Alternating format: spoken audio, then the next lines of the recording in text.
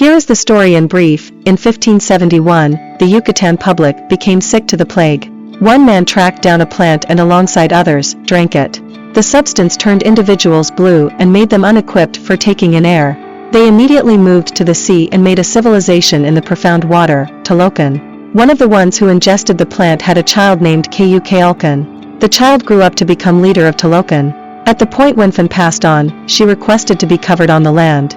Kayukalkan drove a few watchmen up to the land where he saw a development. They went after the human advancement to account for his mom's entombment. One of the residents referred to him as Namor, signifying the kid without adoration. Shuri works in her lab, making a solid attempt to make a fake heart-molded spice to use for her sibling and Wakanda's the best, Chala, who is passing on from a sickness. Ramonda gradually strolls into the lab, reporting the Lord's demise.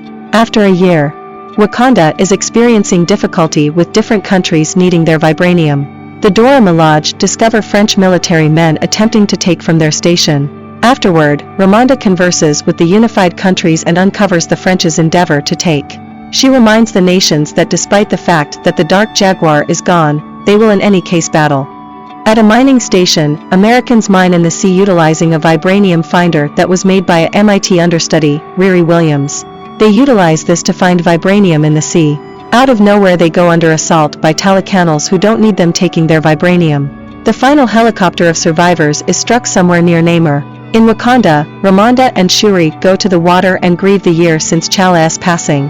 They consume their burial service pieces of clothing to mean the finish of the grieving time frame. Regardless of Shuri not being totally prepared for this, Namor then shows up, overcoming the line by going under the water.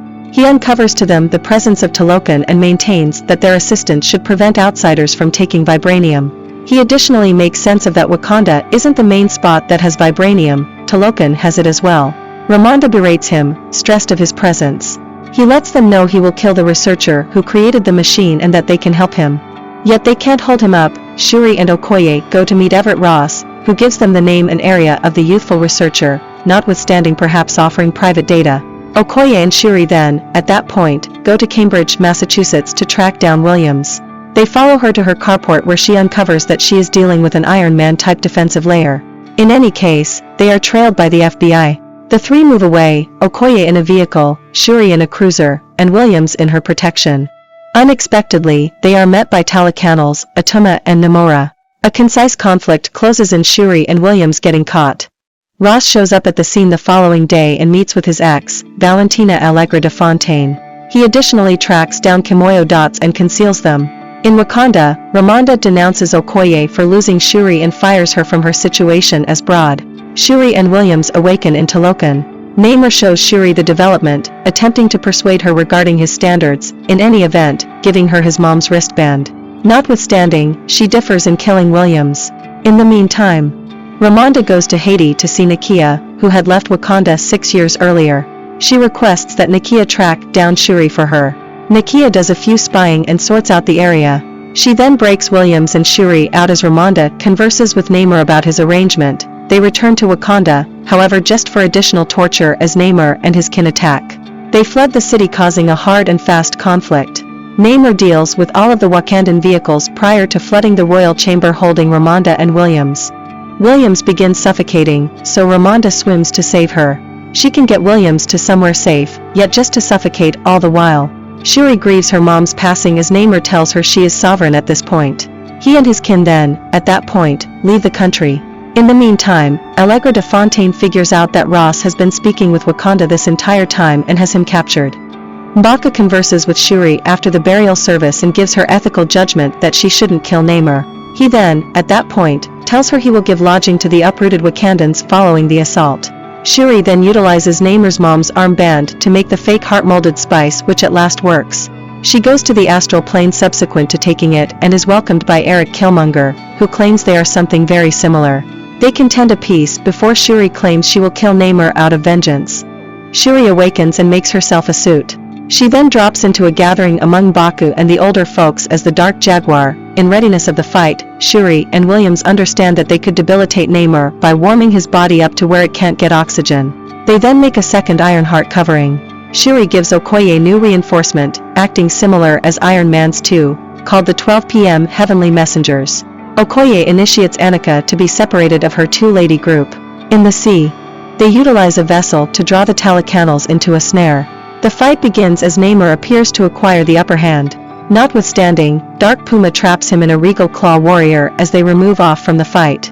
In the meantime, the Dora Milaje battle the Talacanals on the vessel while the Jabari clan, Nakia, and the others fight the ones on top. Ironheart and the 12 p.m. Heavenly Messengers deal with the airborne Talacanals.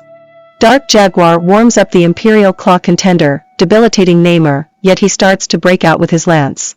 Dark Jaguar shoots an impact from her vibranium gloves which detonates the entire boat, sending the two foes into the island underneath. The two battle some more until Namor pierces Shuri. In any case, rather than polishing her off, he is more stressed over getting to the water before he bites the dust.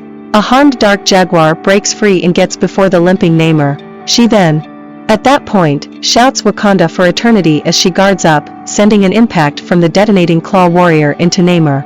He is set burning as he implodes.